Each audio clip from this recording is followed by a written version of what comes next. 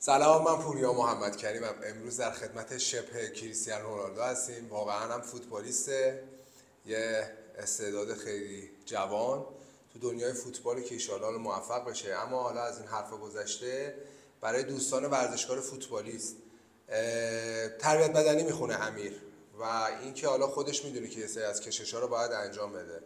اما ما کلا توی کشش‌هامون باید حتما لگن به سمت پوستریور بره، نه انتریور. یعنی چرخش لگن به سمت پشت باشه که بتونید کاملا لگن بچرخه به سمت عقب و بتونید بعد کششی ها رو انجام بدید. میتونید امتحان کنید، با سرتون رو بدین تو دلا بشین، ببین چقدر دلا میشین. با سرتون رو به سمت عقب بدید، بعد دلا بشید. تازه اون موقع متوجه میشید که کشش فقط تخصصی رو اون قسمت پشت پاه.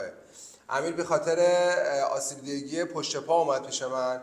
گرفتگی از کجا داره من؟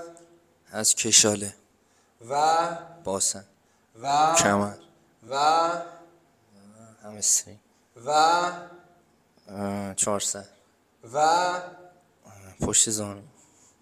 تمام عضلاتش توی قسمت پاش یه مدار 360 درجه، همینطور از جلوی پاش، کشاله پاش، همسترینگش و کناره پاش، وسوسه قسمت لترالش، قسمت خارجیش کاملا کشیدگی ایجاد شده بودن به خاطر یک کوتاهی یک عضله. از عضلات دیگه پرکاری گرفته شده بود، هایپراکتیو شده بود عضلات دیگه. برای همین این قسمت عضله آسیب دیده بود، به دردش سرایت میکرد به تمام پا.